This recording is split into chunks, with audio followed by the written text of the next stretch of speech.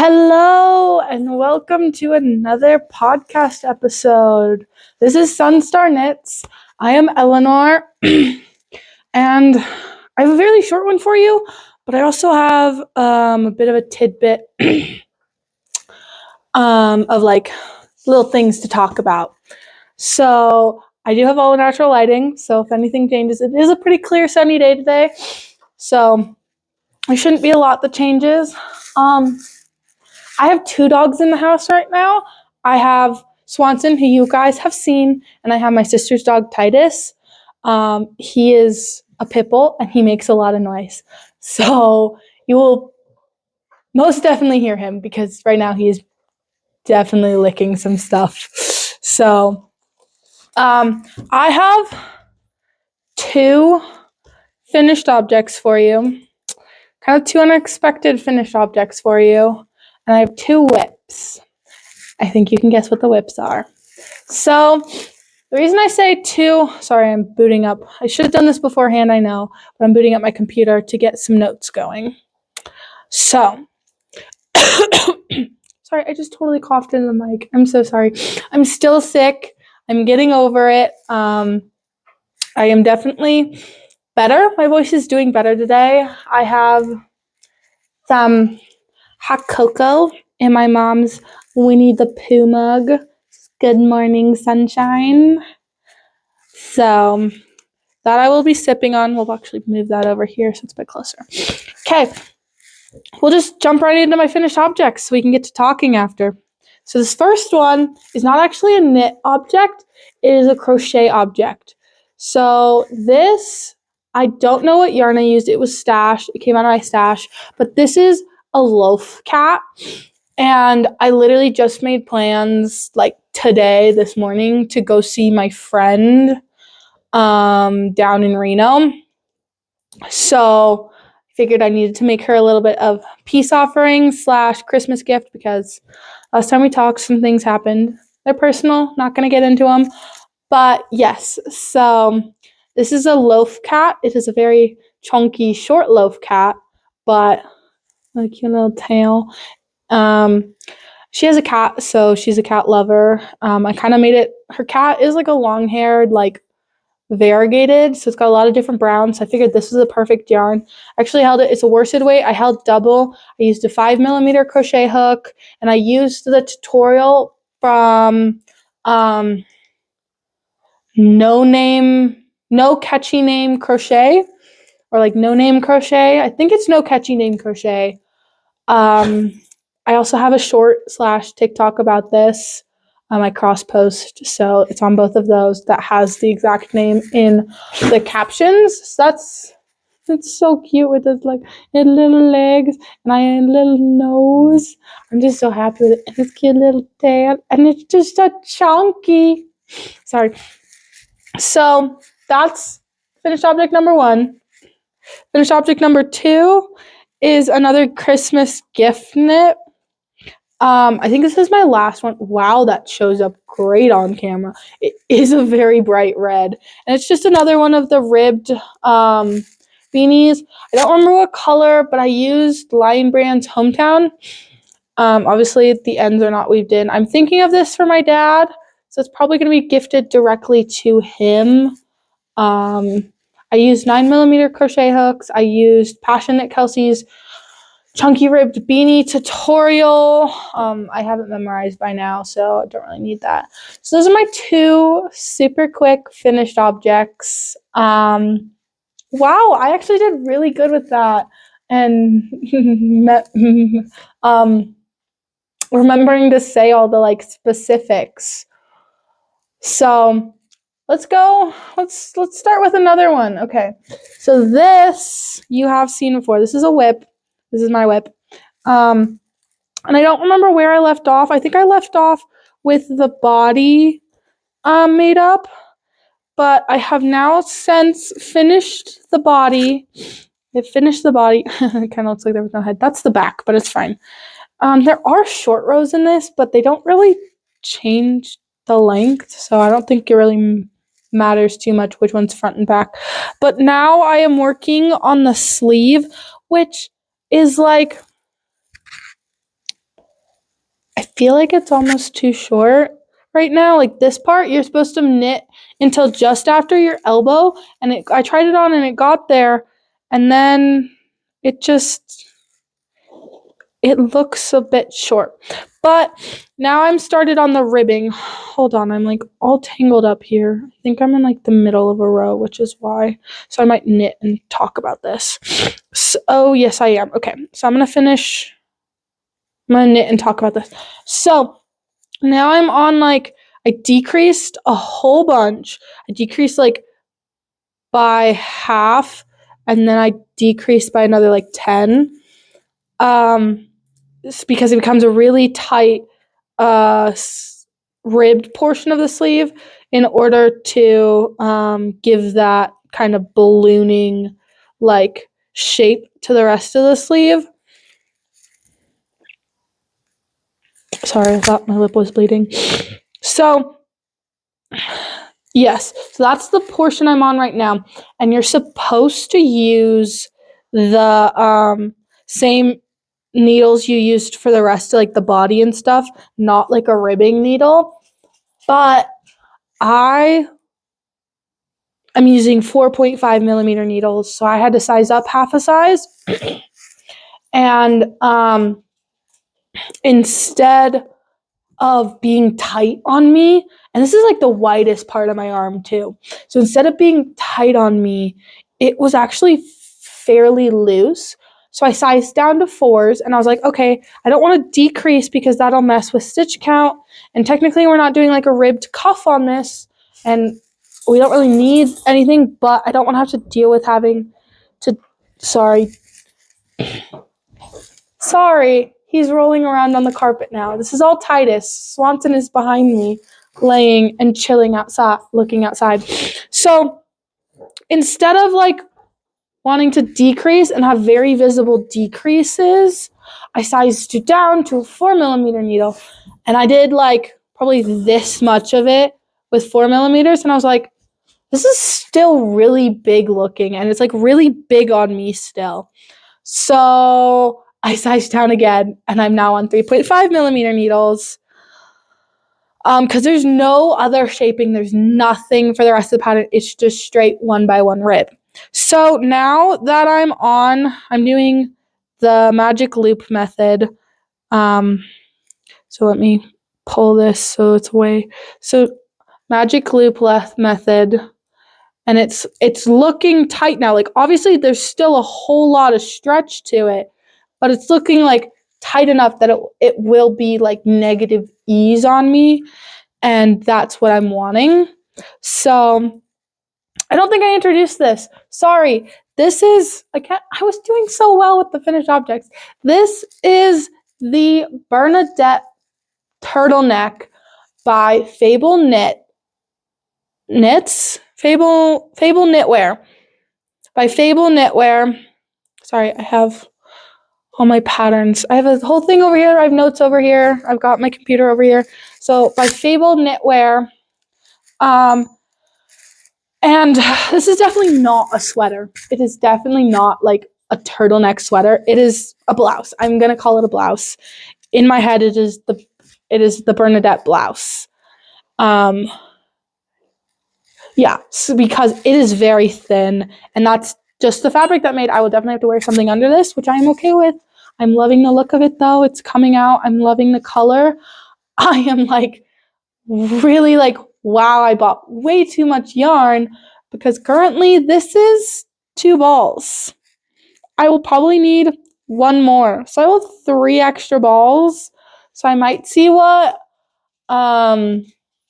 Wool & Co.'s return policy is, because that's where I bought 3 of the skeins from. This is the Symphony Terra in the color Sunset. Is the yarn. It is way more orange on screen. I don't think I can get a light in here to give a more true to color. It is definitely more of a bronzy, like, this is looking very coppery on screen, and it's definitely more bronze. It's more of like a burnt orange. Nope, that's burnt orange on the screen. I don't know what color it is. It's very much a sunset orange. So, if you don't know the true color, go look it up. Go look at past. Oh, gosh darn it. Sorry. I always notice things at the weirdest or most worst times. So that was the Bernadette blouse / turtleneck by Fable Knitwear. Okay, we have my final whip. I have one more whip. I'm going to take a drink and then we'll talk about this final whip, which I am surprisingly moving forward on. That's good. Hot cocoa. It's Swiss Miss, but this is the first time I made it with totally just straight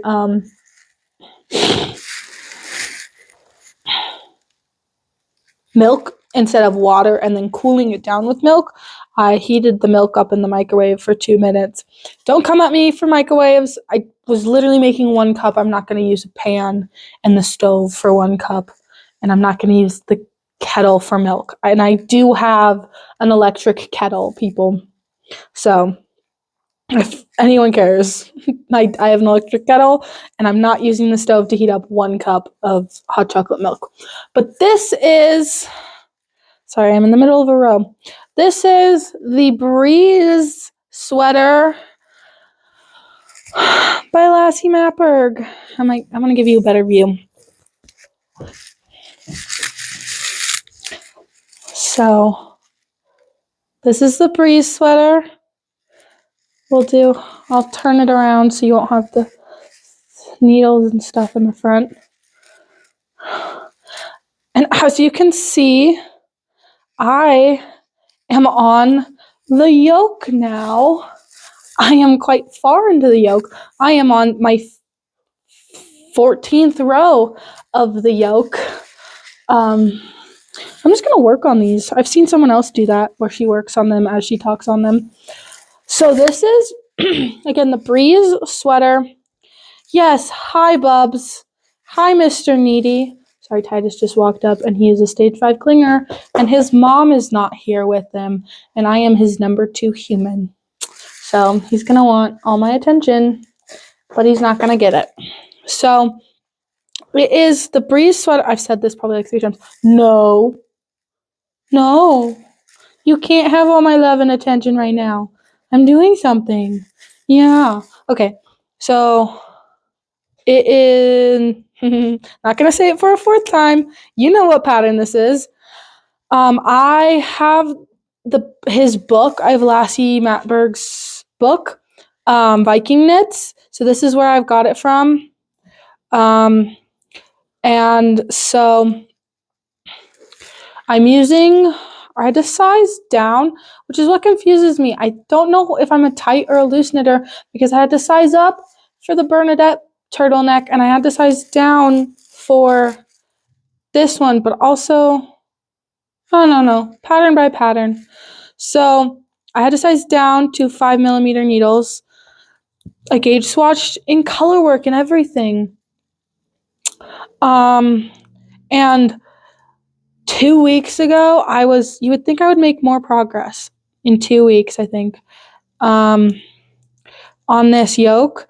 But literally, the progress I have made on this yoke is not really even 2 days worth of progress because I was like not working on this at all. I was probably pretty much exclusively working on the Bernadette blouse. See, Bernadette blouse. Sounds so much better than Bernadette turtleneck. The Bernadette turtleneck these past couple of weeks, and I just didn't want to do color work. I was kind of burned out of color work, and I didn't want to have to figure out how to do a top down or bottom up yoke. And so I just wasn't working on it at all. And then I got to go to Sacramento and watch a Christmas Christmas concert at my grandma's church with my grandma and all the family that'll be visiting for Christmas. That will be visiting for this house for Christmas. One of them, my aunt, is also a knitter, and I had some questions about the pattern and like a bit of like a confusion spot that I talked out with her. But the main reason I brought it is because I knew that I would want to knit, and I would want to knit while talking to people, and it would force me to start. And once I had started, I would realize, oh, this is super easy. Like, I can do this, and I would just get on with it, which is what happened. So I made all of that progress Sunday afternoon and Monday, and then coming back on Tuesday because we got stuck another day from the storm and my parents making sure, like, my sister's car was in the shop and she wouldn't have had a car at home, so they wanted to make sure she got a car and a whole bunch of stuff. And so I worked on this.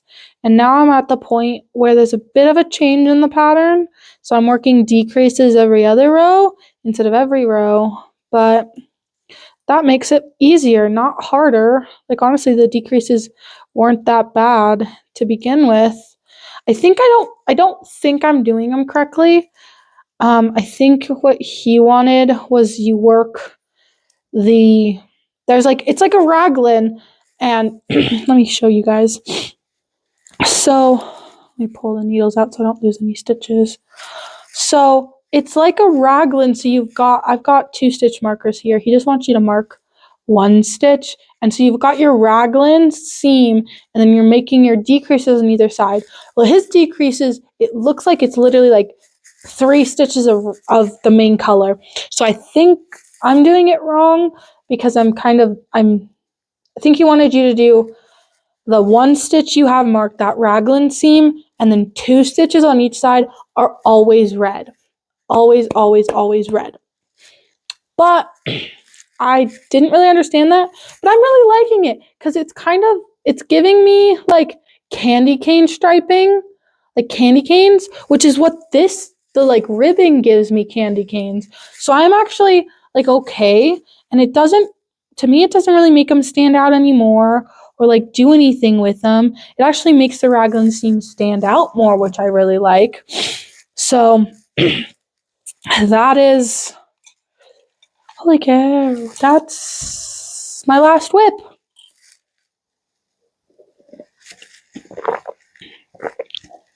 So now into my talk. So the same day this comes out, I won't post it here on, or no, I will post it here on Shorts. But my main thing is I filmed it on TikTok. I will probably end up posting it, or no, I didn't film it on TikTok. Back to the beginning, rein it back. My thoughts are going a mile a minute. Okay. This entire thing started because I buy patterns. Obviously, I'm a knitter. I don't design my own patterns, or occasionally I'll do it, but not for big things, not for articles of clothing. I'm not that strong of a knitter that I understand how to make a garment without a pattern and design my own garment. So I buy patterns, and I generally buy patterns I like a lot. And then I'll buy the pattern, but I won't have yarn, and it'll get pushed to the side and I'll forget about it. So I have been going through and like printing off my patterns and then deleting them from my Google Drive. Not because I don't want them in the Google Drive, but because a lot of times if you purchase a pattern on Ravelry, it goes into your into your library, and then it stays there, and you can download it again from the library if you've bought it off Ravelry, if the pattern's on Ravelry. So I'm okay not having them all on my phone all the time if I can download them again when I'm knitting the pattern. But I also want a physical pattern of those ones that I've deleted in case anything happens and for some reason Ravelry is no more and I lose all that history.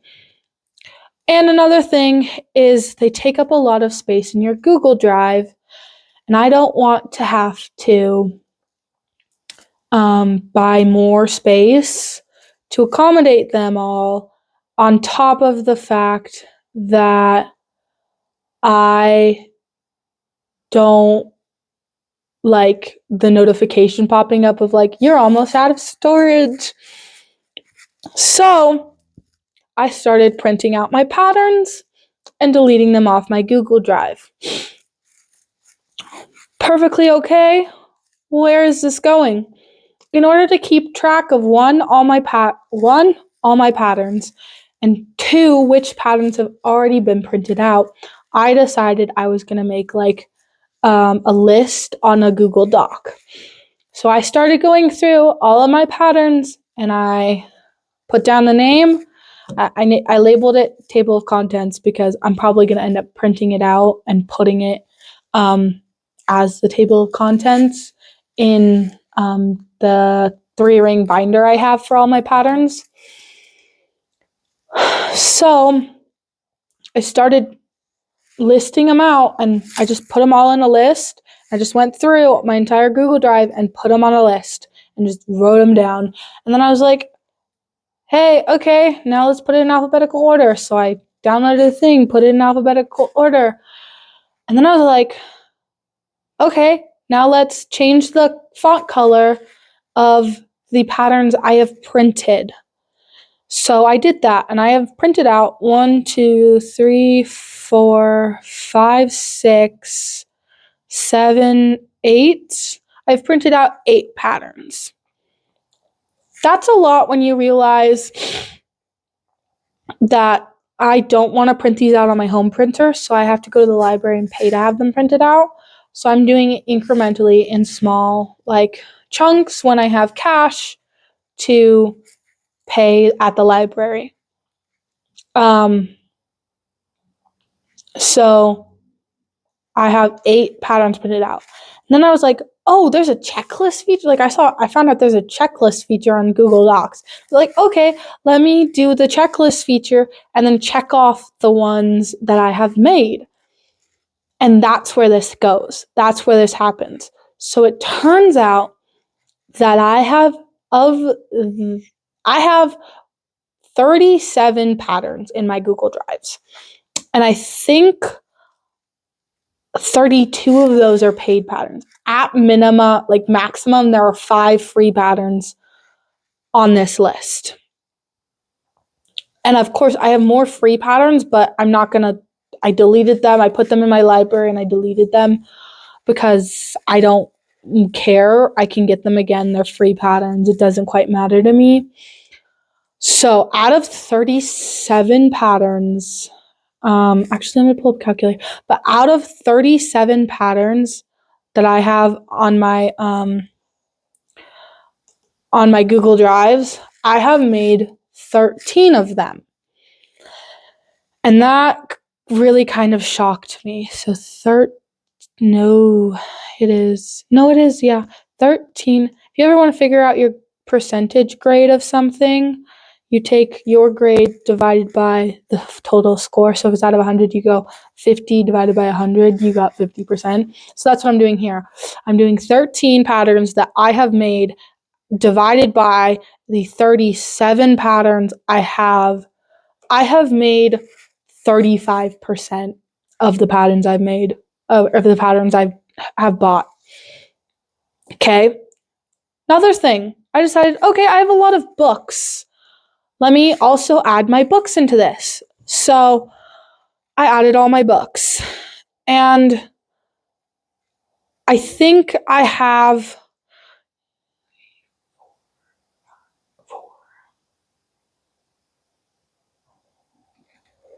6 of these books are like Stitch dictionaries, so I don't totally like count them as pattern books.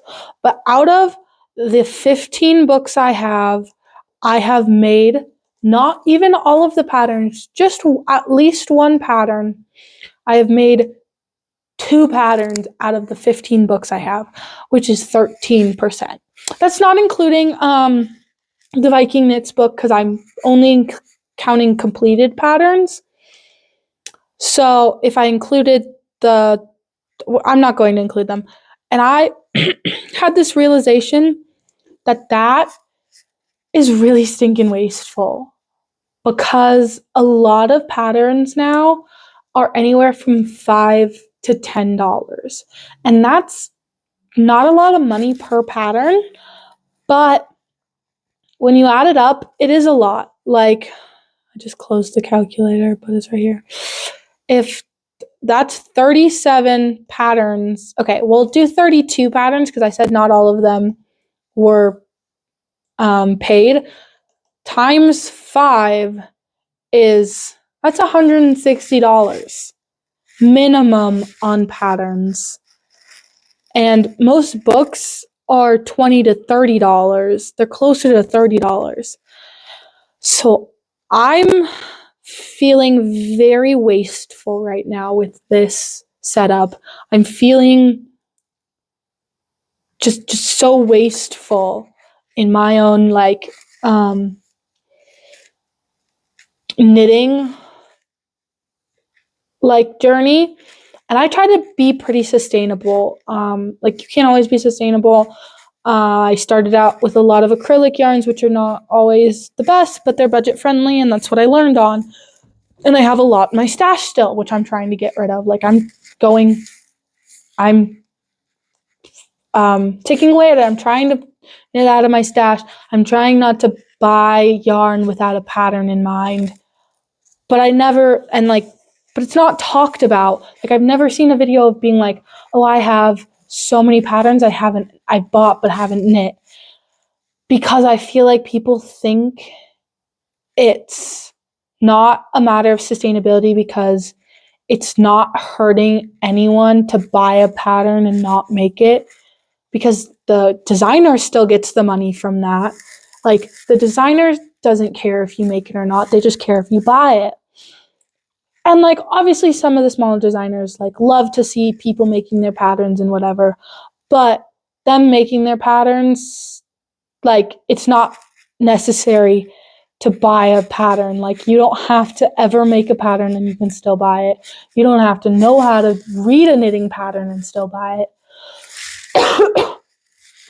So the only person it's wasteful to is yourself. But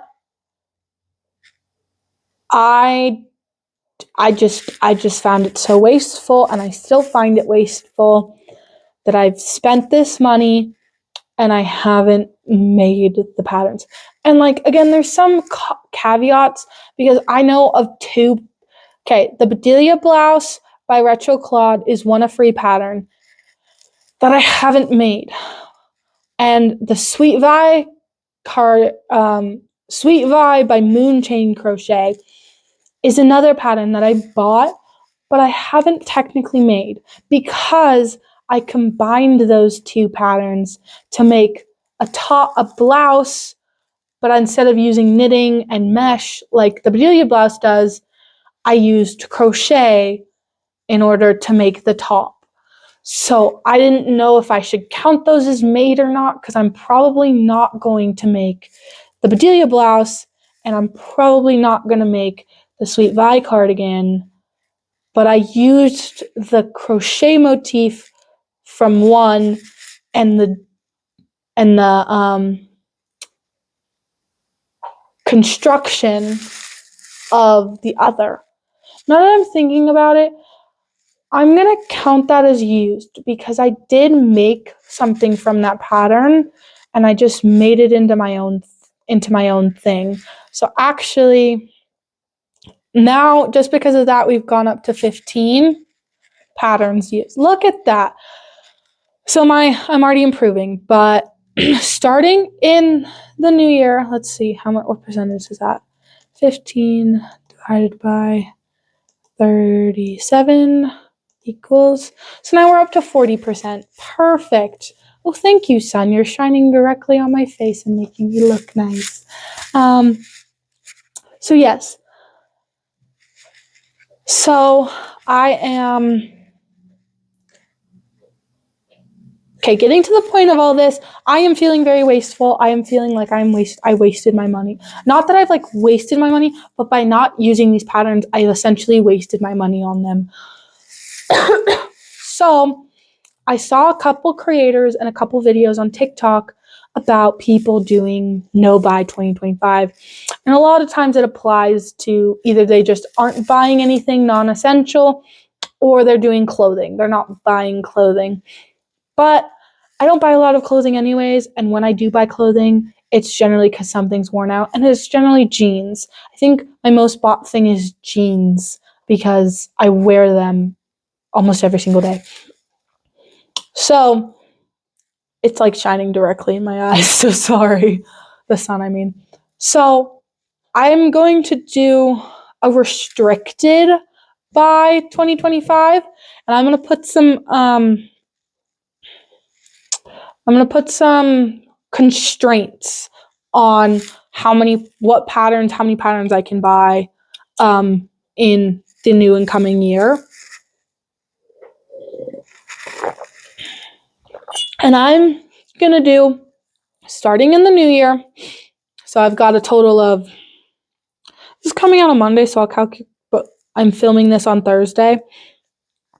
Oh, I wasn't going to tell you that because I didn't want it to be all anonymous and stuff. But so this is Thursday, so, and on the 31st.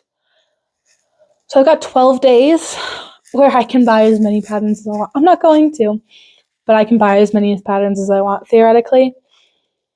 But I'm going to put the rule on myself that I can buy one pattern once I have completed either one pattern I've already bought or one pattern out of a book I've bought. So as soon as I have completed one pattern from one of the books I've bought, I can then, or one of the patterns I have, I can then go and buy that a new pattern. Kind of like a one in, one out type thing. I might, if I see I'm doing that too much and my numbers aren't changing at all, like, because if I buy if I complete a pattern and my number goes up to 16 completed out of 37, but then I buy another pattern, my numbers aren't changing at all. So I really want to get my pattern, I'm calling it my pattern stash, down to 0 unmade patterns. And that's going to kind of put a wrench in my winter knitting plans because all of those patterns I don't own. I might actually, I could probably implement that right now, and completing these 2 patterns would give me the ability to buy 2 of the patterns off of my, correction. I own one of those patterns. I own the porcelain sweater pattern. I think that's the only one I own. But also, this isn't all of the patterns I have. I think I had like 5 in my, I have a download folder on my phone that I had like 5 patterns in. Where's my drive? There's my drive. So I will probably right after this go in and add those. Just because it downloads to different places if I buy on my phone versus buying off of Ravelry from my computer. I don't ever do it from my computer for one reason or another. I don't really know. But yes, so I'm not going to because that'll limit me, and I'll probably start my knitting. I will definitely start with the porcelain sweater. So it can be kind of like the sun is setting, so that's why it's moving so much.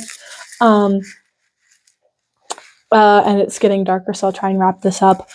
But yeah, so maybe it'll just be like I complete the porcelain sweater, then I buy another pattern for my winter plans, and I complete that one, and I buy another one, and I complete that one, and I buy another one. But again, these are all kind of big, heavy knits. Let me see if I can find my winter knitting plans. There we go. So just a refresher. Yeah, that's not what I want. That is what I want, but it's not the full thing. Oh, because I don't have pictures. Yeah, so some of them are pretty big. Like, I think I have 1, 2, 3, 4. I'm counting the novice cardigan as a sweater because it's pretty much the same knitting as a sweater. So I have 4 sweater patterns, and I have a vest and a scarf, which actually I kind of want the scarf first. I think I want to get yarn for the scarf because I'm going to Scotland at the end of January, and I think the hooded scarf by Pearl Soho is one that I'm going to want to bring. But yeah, so that puts a wrench in my plans because I think actually I'm going to start. So once I complete these 2, I'm going to say these 2 I'm just going to be able to buy one pattern for, and I'm going to buy that hood scarf by Pearl Soho and get the yarn and bang that out so I have that for Scotland. But yeah, that's my plans. If you guys have any I'm kind of wrapping this video up now, but if you have any other like tricks, any other rules you think I should follow, I don't think I'm overspending on yarn. I don't think I'm like really being wasteful anywhere else. Like I have the same problem with books. I buy physical books because I think they're interesting and I really want to read them, and then I just never get around to doing it. Like I have a problem with literature and written things apparently when buying them. But yes, so yeah, if you have any like ideas on what I could do, if you have any ideas on maybe I could do like a monthly challenge or something. I know Retro Claude is she's doing like coupons. So she's doing kind of like what they did in the UK in World War II, where they like supplied coupons that you'd have to turn in when you bought things. So you only could buy a certain amount. So maybe I don't buy that many patterns, but I just don't knit that many patterns. Maybe I could do like a just total no buy, I can't buy yarn, I can't buy patterns 1 month type thing. I don't know. So leave your ideas in the comments, please. And stick around to see how well that turns out. So I will see you next week. I will probably post. Yeah, I'll probably end up. No. This is okay. I got my dates wrong. I really need to look at a calendar and like actually like look at a calendar because this is going to come out on the 23rd. So, happy Christmas. Merry Christmas. And happy Hanukkah because Hanukkah starts on, I believe Hanukkah starts on the 25th of December this year. I'm not Jewish, so correct me if I'm wrong. But yeah, so I will probably post like a New Year's goals, which will be a slightly less in-depth video. I'll probably mention the no buy. Sorry, I'm just thinking out loud. But yes, so I will wrap this video up. Have a wonderful Christmas. Have a wonderful Hanukkah. 1, 2, 3, 4, 5, 6. So you will get this 2 days, or the next video will come out 2 days before the end of Hanukkah. So if I have any Jewish followers, happy Hanukkah. Happy non-denominational whatever holiday you spend. I hope you have a good Christmas season, winter season, and I will see you next week.